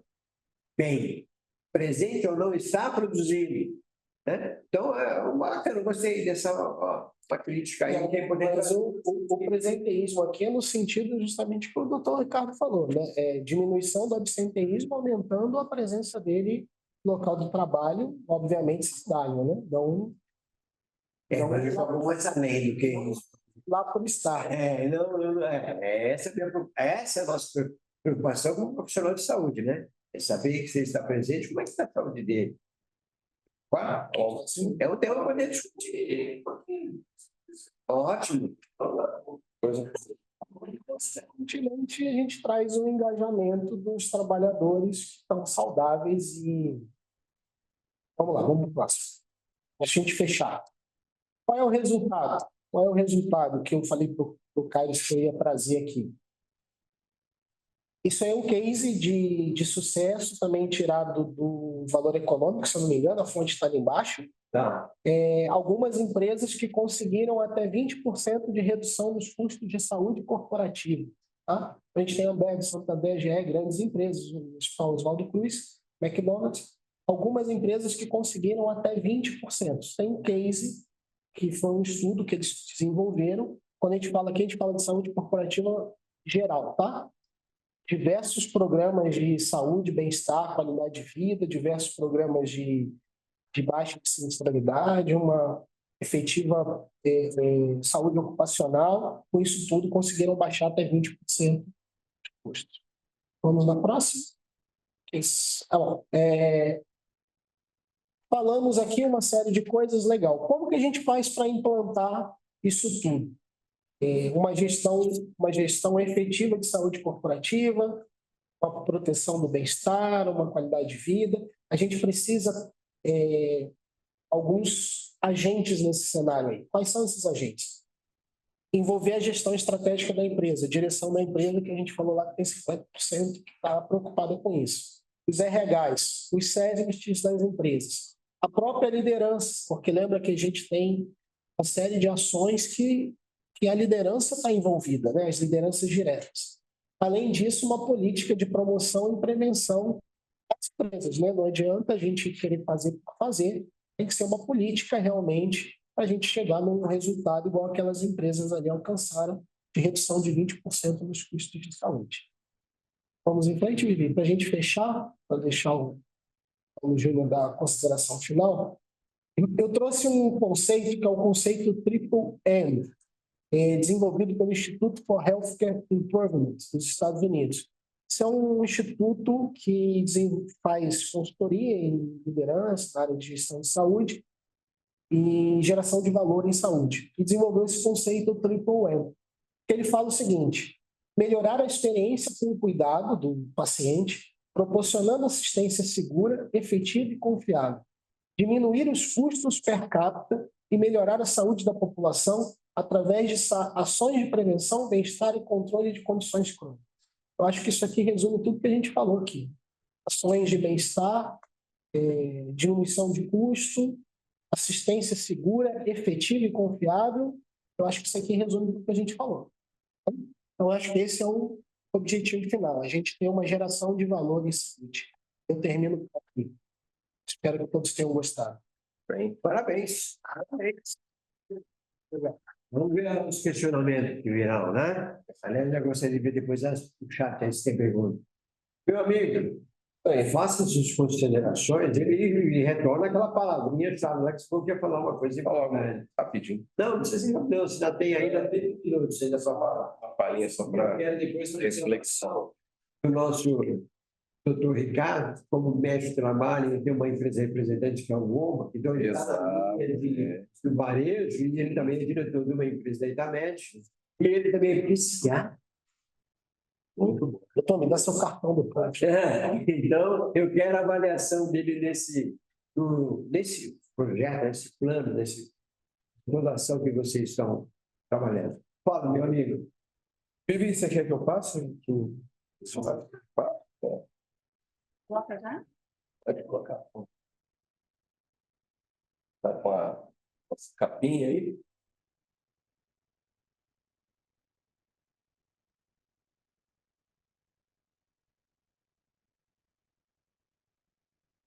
O desafio lá, mais que um trauma terrível, condição absolutamente necessária. E vai para o estrangeiro para essas coisas difíceis. É mais que necessário a gente falar sobre ela quando temos como meta a saúde corporativa. E, por graça, a segurança do trabalho é um dos pilares que levam a saúde corporativa a, de fato, acontecer nas empresas. Bom, falar rapidinho aí, né, já dei uma palhinha sobre, né, falar um pouquinho sobre a minha formação. Eu tenho uma pós em marketing, né, terminando a pós em ergonomia, pelo Senai, tá? E a minha participação em outras instituições eu já comentei, e quero também, né, ressaltar a minha humilde participação, mas que me traz muita honra e alegria, comitê, né, nosso comitê. A gente está em casa, mas eu coloco, quando eu vou para outras apresentações, eu sempre falo do nosso Comitê de Segurança e Medicina do Trabalho, Sincovac. Bom, então a interoperabilidade, essa palavrinha, viu? Ela é terrível. Mas ela nada mais é do que expressar a importância, né, de haver uma comunicação entre informações de segurança do trabalho com a área de saúde corporativa, né, dentro da qual se insere a saúde ocupacional, como, né, uma forma de a gente atingir uma condição ideal de ambiente de trabalho seguro e saudável. Eu tenho essa minha formação também na área de marketing, comunicação. Eu sou muito defensor, inclusive é o meu trabalho de TCC lá no Senai em Ergonomia. Sou muito defensor da utilização da comunicação, uma ferramenta de persuasão no melhor sentido, né, de trazer colaborador, né, para você, para a gente, profissional de saúde e segurança do trabalho, via conscientização, né? A gente está falando agora há pouco sobre a importância de conscientizar. Exatamente, eu acho que essa é a palavra-chave para um trabalho de sucesso que envolve uma missão tão árdua quanto defender, né, a vida e a integridade física do outro. Essa capacidade, né, de comunicar para além do aspecto sistêmico, né, tecnológico, né, que se você for olhar à luz dos conceitos, a interoperabilidade, sabia que ela me pegou no momento, ela é mais expressiva do que a integração de dados. Ela não promove uma dependência sistêmica, mas ela é, de fato, uma ação complementar que evita redundâncias, tá? Possibilitando aí, em ação conjunta com a segurança do trabalho, né, a cocriação, né, a palavrinha também complicada, cocriação, né, de um ambiente laboral seguro e saudável. Tá? E ali, essa é uma máxima que tem na nossa área, ambiente seguro igual a trabalhador sadio. Que às vezes até margem algumas discussões tolas sobre qual área seria mais importante, a segurança, a saúde. O que menos importa, o que importa é a união de ambas as áreas em prol de um único objetivo, que é, né, assegurar a segurança e a integridade física do colaborador. De fato, se a gente tem um ambiente, né, devidamente seguro, controlado, né, nós temos totais condições para termos um trabalhador sadio. E a medicina do trabalho, né, os profissionais de saúde ocupacional, nos ajudarão a monitorar para ver se, de fato, esse ambiente traz para a gente uma boa realidade. Vai passar, Vivi, por favor. Então, dentro dessa lógica da cocriação, entre segurança e saúde, existem alguns propósitos por utilização da segurança como estratégia, como pilar. Então, redução de custos. A integração entre saúde e segurança leva à redução de custos com acidentes, né, doenças e o absenteísmo que a gente estava comentando. Mas também não podemos esquecer do presenteísmo. Falaremos ainda aqui brevemente sobre ele daqui a pouco. Melhorar a produtividade. Trabalhadores saudáveis e seguros são mais produtivos e engajados. Aí eu vou pegar uma frase, um pensamento de um professor que eu tive, foi meu professor e coordenador na USP, o professor Cláudio Brunoro, né, ele é fundador do Instituto Trabalhar, e ele diz assim, durante muito tempo eu achava que o trabalho em excesso matava, mas na verdade hoje eu vejo que o que mata é a falta de sentido no trabalho. Né? Você precisa ter uma sensação de pertencimento, né? De fazer parte de um processo, né? Qual a sua importância dentro daquele processo? O que significa a combinação de diferentes etapas, das quais, de repente, você participa de uma ou um pouco mais, mas a relevância que ela tem para a colaboração com um conjunto de ações e o resultado final do trabalho. Então, eu gosto muito dessa definição do professor Bruno. É a busca pelo sentido do trabalho. Pode passar, por favor, Vitor? Prevenção integrada. Fiz alguns destaques ali. União de forças de segurança e saúde permite identificar riscos de forma mais ampla, implementando soluções para a prevenção de acidentes e doenças. Quando a gente fala, né, sobre acidente ou doença ocupacional, e do ponto de vista legal, né, se equiparam tanto a lesão, né, como o agravo à saúde, eu gosto muito de lembrar sobre o conceito prevencionista de acidente de trabalho. O conceito legal é aquele que a gente vê lá, na palavra da lei, que quando você tem, né, a vítima, né, você tem a lesão, o agravo à saúde. O conceito prevencionista ele enxerga a coisa para uma dimensão maior. Então, ele considera todos os sinais que, né, um acontecimento fora de padrão, né, te leva a um evento indesejável, né, um quase acidente, né, um acidente sem vítima, algo que perturbe funcionalmente um processo, né, e que deve ser considerado como um importante alerta. Então, eu gosto muito de trabalhar o conceito prevencionista, né, não ignorando alguns sinais que, às vezes, por sorte, né, vamos assim, por assim dizer, não tivemos uma vítima, né, mas tivemos danos materiais, né, uma oportunidade de aprendizado para evitar, sim, um acontecimento em que pudéssemos ter vítimas. Temos tido alguns eventos, citar um que não gerou novas vítimas além, né, lamentavelmente, dos passageiros e tripulação. Aquele avião, né, anterior Passaredo, né? Foi PES, né, que caiu lá em Vinhedo. Isso poderia ter sido uma desgraça muito maior, né?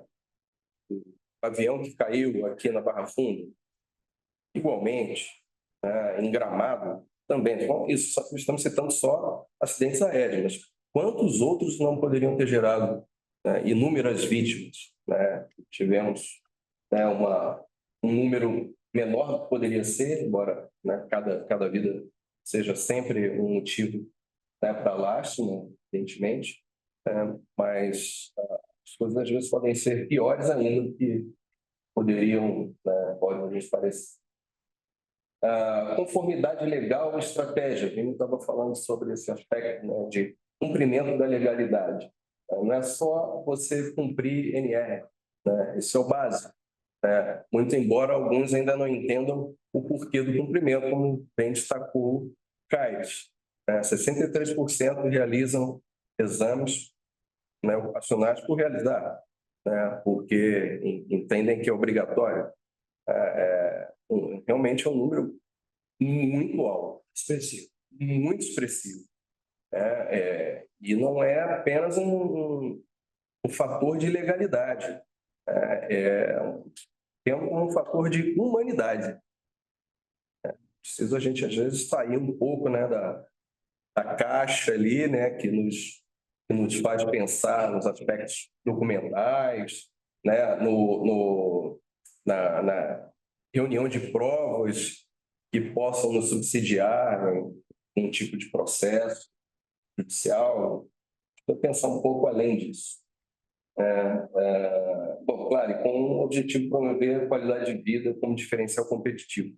Também é muito significativo do ponto de vista de marketing, mas também devemos ter atenção a algumas ações que são meramente, né, como é dito no inglês, washing, né? Então, mental health washing, né, greenwashing, tentativas de parecer ser sustentável, parecer ser uma empresa, uma marca amiga, parceira, empática, e na prática a gente não tem isso acontecendo. Tópicos que a gente pode, né, conectar com a conformidade legal e estratégica. O compliance, hoje está muito em moda, mas nada mais é do que a conformidade. Acho que a maior expressão dentro da nossa área, não apenas, tá? Mas pensando em SST, acho que o social é a melhor forma de, né, se definir o que é um compliance, né? Uma autodeclaração de que você está em conformidade com aspectos legais trabalhistas, previdenciários, tributários, né? Falei, também excedendo o universo da SST, né? O e-social, né, é uma ferramenta que nos permite auxiliar empresas, né, sejamos SESMITs, né, ou prestadores de serviço, nos permite fazer com que essas empresas estejam, né, em acordo com o que lhes é aplicável legalmente falando, né, e o ESG, né, que são diretrizes de meio ambiente, social e governança, que elas se comunicam todos os eixos de ESG se comunicam com saúde e segurança do trabalho. E, obviamente, também hoje é um ponto que as empresas estão considerando como chave, sobretudo pelo viés da sustentabilidade, pelo viés também da empatia, da aceitação, né, das diferenças e do respeito a todos. Então, faz parte também dessa estratégia empresarial absolutamente necessária e que, ao contrário do que alguns pensam, chegará sim nas empresas menores, através do cascateamento. Tá? Tem dúvida que em algum momento será exigido algum tipo de comprovação de prática, certificação, de selo, seja o que for, né? Mas que deixe essas empresas aptas a serem contratadas por outras empresas também responsáveis do ponto de vista da agenda ESG. Isso aí.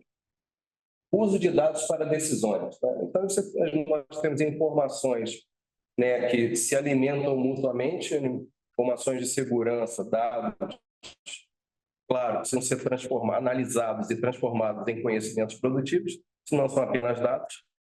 Tá? As informações, elas precisam, os números precisam nos sinalizar um caminho, e esse caminho só vem através da análise. E o Vini falou sobre indicators, e eu hoje com um cliente, a gente estava reunido com o pessoal de gerência de SESMIT da América Latina, e foram apresentados os dados, né, o dashboard para eles, saúde e segurança do trabalho.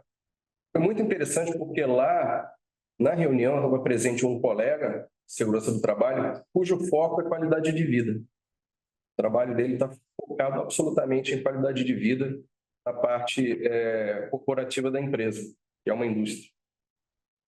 Ele disse, nossa, temos poucos trabalhadores com hipertensão. Isso já vai me orientar a dar uma tratativa completamente diferente na próxima CIPAT. Eu já vou canalizar, né, as minhas ações em função dos dados que hoje eu conheço sobre a minha população. Então, deixa eu focar em algum outro aspecto. Felicidade, enfim, né? E o objetivo é exatamente isso, é que você possa fornecer, é uma das maneiras que a gente tem para comprovar, né, os resultados do nosso trabalho e para fazer com que a alta direção também, né, se conscientize de que é uma missão que vale a pena, né, é você transformar em indicadores que mostram, olha, você tem ações que são tomadas, que estão produzindo esses resultados efetivos aqui. A gente tem uma taxa de sucesso super bacana em relação a esse ponto. Né? Em relação a outros, a gente precisa melhorar, né? Eu preciso dedicar um pouco mais, né? E levar a conscientização, levar a informação à nossa população de trabalhadores. E cultura de prevenção, né? A integração, né, entre as áreas de saúde e segurança, para que a gente possa, né, impactar o colaborador. Voltamos a falar de novo sobre conscientização, como eu disse, comunicação, relação interpessoal, informação, conhecimento, né, é a única coisa que pode fazer mudar, virar essa chave. Tá? Então, comunicabilidade, né? Tem um doutor em comunicação chamado professor Muniz Sodré, da FJ, ele dizia uma coisa muito interessante já há muitos anos atrás, 30, 40 anos, né? Que você só tem, né, uma informação transmitida se você tiver um perfeito grau de comunicabilidade. Né? E aí, uma coisa que eu sempre procurei levar para o meu trabalho era quando a gente estivesse lá com a CIPA, por exemplo, fazendo um mapeamento de riscos, que aquele mapa tivesse um perfeito grau de comunicabilidade, porque senão ele não informaria, não passaria de um quadro cheio de bolinhas coloridas, né, que às vezes mais confundiriam um visitante, um colaborador, do que outra coisa. Tá? Então, comunicação sempre, né, com um trabalho muito efetivo. Evangelização, é isso mesmo, né? Nós temos uma missão que não é fácil, mas é muito nobre, e o trabalho de levar a conscientização, de fazer com que comprem a nossa ideia, é um trabalho de evangelização, é um trabalho de doutrinamento. A gente precisa trazer o colaborador para a gente. Acho que essa é a melhor forma de fazer com que se conscientize. Volta um pouquinho, por favor, Vi. Né? Dessa forma, a gente chega no engajamento, que não é apenas a participação por participação, mas a participação com foco, com determinação, tá? De uma maneira efetiva, para fazer com que a coisa aconteça, né? Se entender como uma parcela relevante para contribuir para o processo de instaurar uma política de saúde e segurança na empresa. E eu invoco também um conceito de marketing aqui, que é o advocacy marketing, né, que é você transformar o colaborador num advocate, ou seja, em alguém que vai ser um defensor da sua causa. A partir do momento que ele comprou a tua ideia, né, ele não vai comprar apenas para ele vai comprar para ele, para os familiares dele, para os amigos dele, para os colegas dele, para a chefia dele, e vai espalhar isso, tá? Ou vai ser um multiplicador em diversos ambientes e, inclusive, no ambiente de trabalho, naturalmente.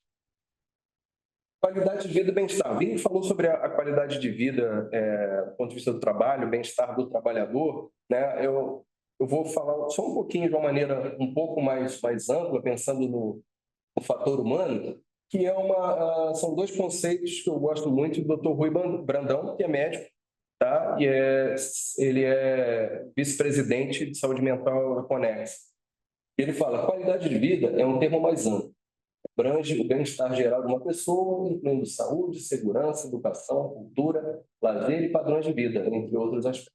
Por outro lado, bem-estar é uma parte importante da qualidade de vida, que se concentra nos aspectos emocionais, físicos e mentais da saúde e satisfação pessoal. Gosto muito dessas definições do doutor. E aí, por fim,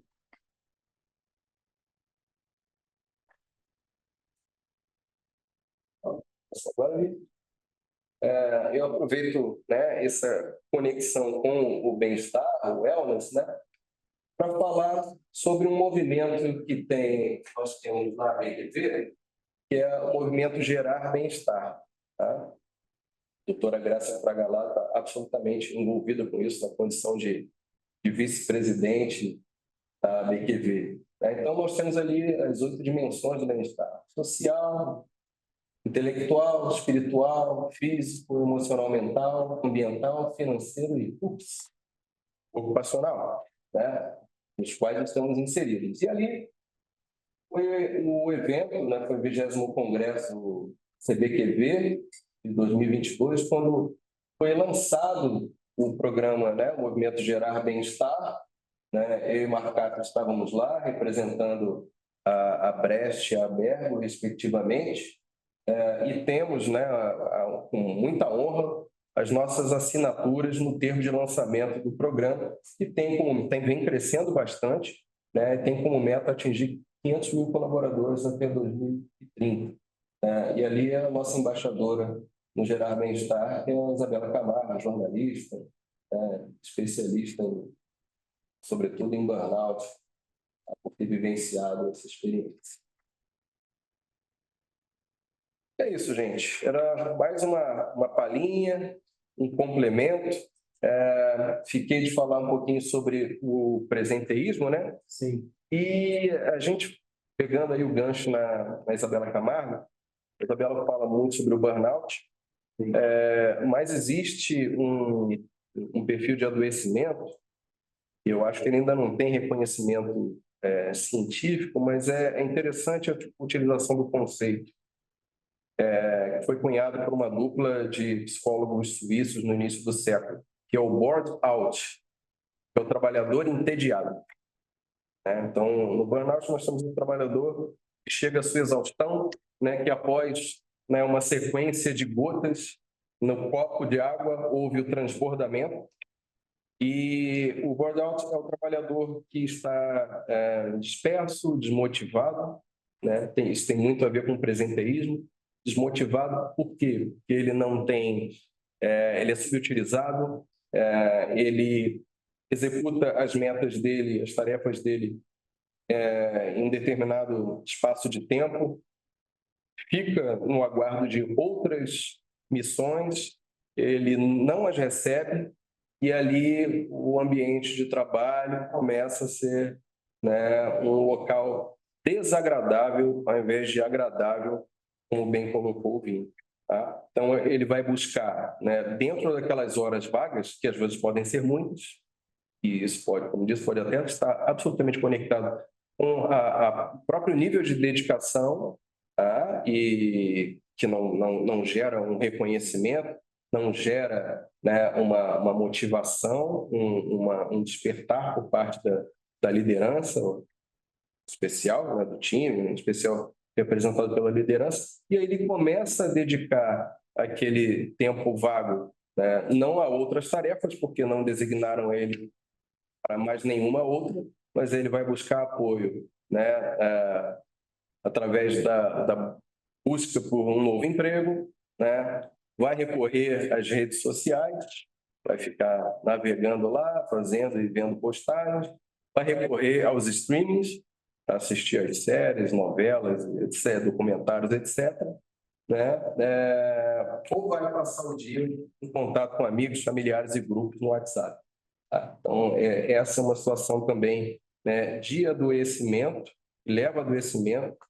Vale ressaltar que o burnout ele também atinge colaboradores com perfil home office, tá? Que às vezes se veem extremamente entediados, extremamente excluídos, né, do convívio social, né, já não se sentindo mais conectado, né, ao processo do qual ele deriva.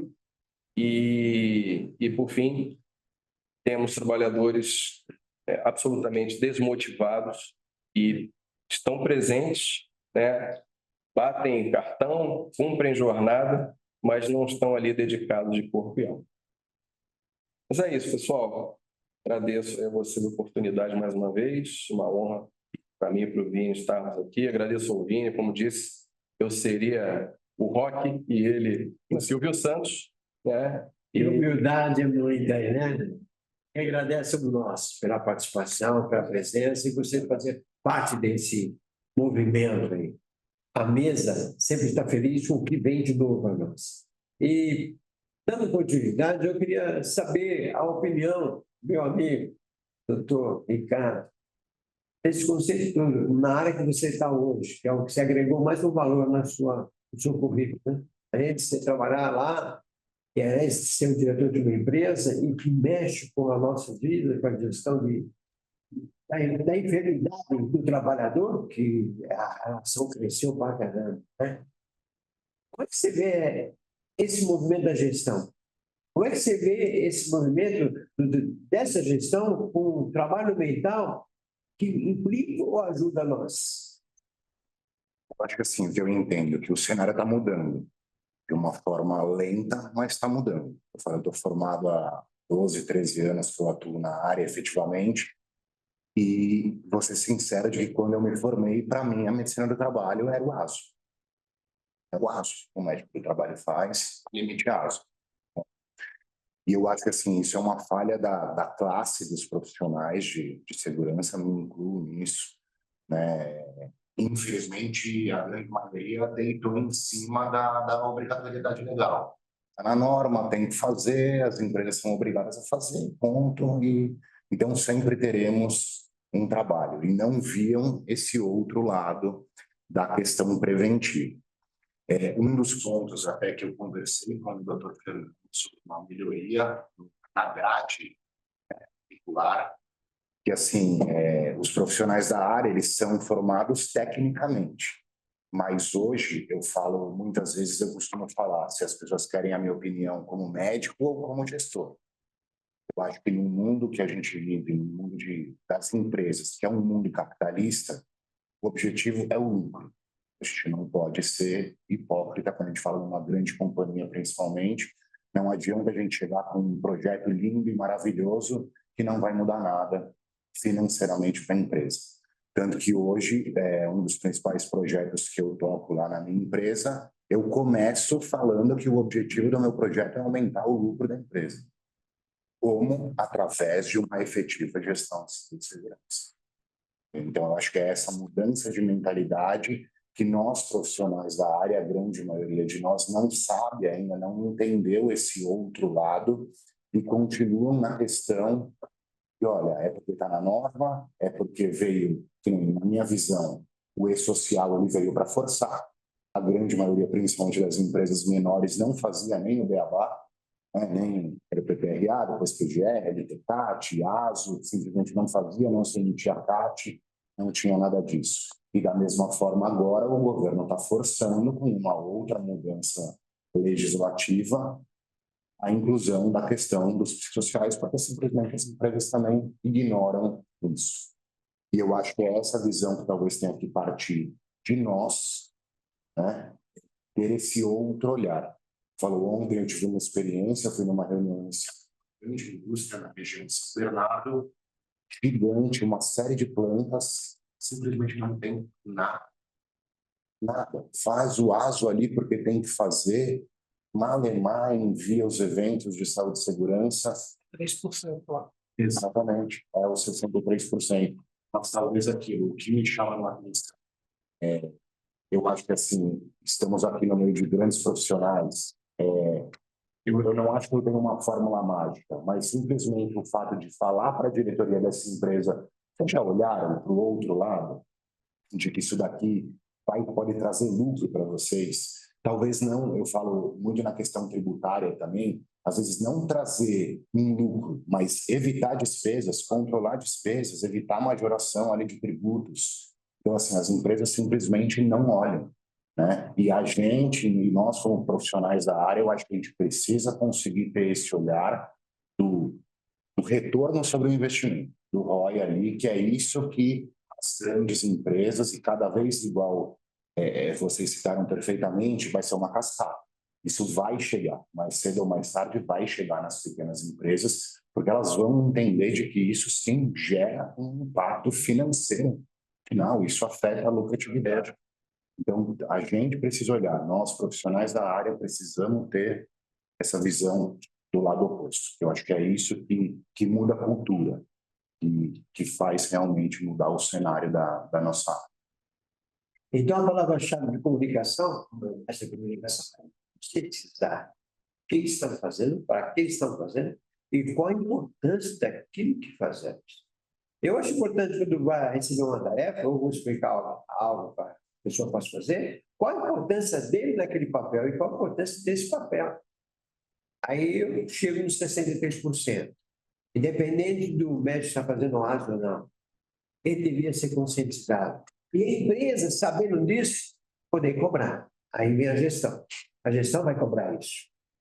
E aí eu vejo que aparece uma lista de doenças ocupacionais. Como é que podemos criticar o que 63% está fazendo e não tem a fonte de origem que o trabalhador está questionando ou não, acontecendo aquilo ou não, né? Então, é confuso, é. Então, parece muitas informações que o governo vem colocando a nós, mas vão criticar onde tem pessoa que só faz só os documentos por fazer, né? É um prejuízo.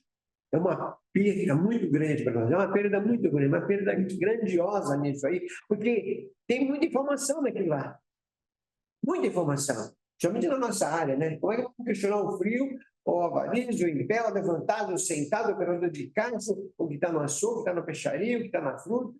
Se no momento que vai fazer o exame não tem um questionamento, não tem um perfil, que só pode fazer, isso que tem em São Paulo, nós fazemos de 6 em 6 meses de exames, ou também baseado nos exames picolé, e qual é o motivo para aquele, aí eu pergunto, esse exame foi levantado, né? O que aconteceu? Foi realizado, levantou alguma coisa? Então, aí tem a comunicação e conscientizar de informar. Nós pecamos nisso, por isso que eu falo. E quem trabalha com gente tem que gostar de gente. E fazer porque gosta, né? E eu sempre pego meus colegas de trabalho e digo, vamos tirar, né, o assento da cadeira e vamos lá questionar, verificar e acompanhar. Aí criticamos o psicossocial, porque todo mundo está preocupado com isso aí, né? Bom, mas o psicossocial deu uma movimentação, uma agitação. Bem ou mal, cara, acabou. Espera que o pessoal para a gente saber o que nós estamos fazendo, qual é o nosso papel. Qual é a importância do nosso papel? Está aí a forma que você colocou do presenteísmo, a forma que você colocou o presenteísmo, a forma que eu coloco o presenteísmo. Você vê a importância do que tem em cada palavra. Aliás, você é o cientista das palavras novas, né? Parabéns. O cara vai dar os estrangeiros, mas traduzir esse negócio em português, tem que ter um dicionário aí para a gente. Mas é bacana, eu fiquei feliz, agradeço a presença dos senhores, agradeço a mesa que está aqui, a mesa que gostaria de participar. Também satisfeito? Alguma pergunta? Não? Doutora Vivi? Não, então tá bom. Eu fiquei muito feliz e chegamos a um número grande de participantes. O importante é que isso aqui vai estar gravado. Vamos colocar na nossa mídia e que o pessoal acesse a nossa mídia aí, que é o Sincompago. Nós temos várias, aonde nós temos? Já está publicando no chat? Aí, eu não gosto de falar, está na publicação. Mas isso é importante divulgar o nosso trabalho. E o mais importante é não desistir do que nós estamos fazendo. Eu acho bacana você estar participando de várias instituições, porque isso agrega valor no nosso negócio, sim, porque traz conhecimento, traz outras informações, novidade e desperta a nós a criar alguma coisa.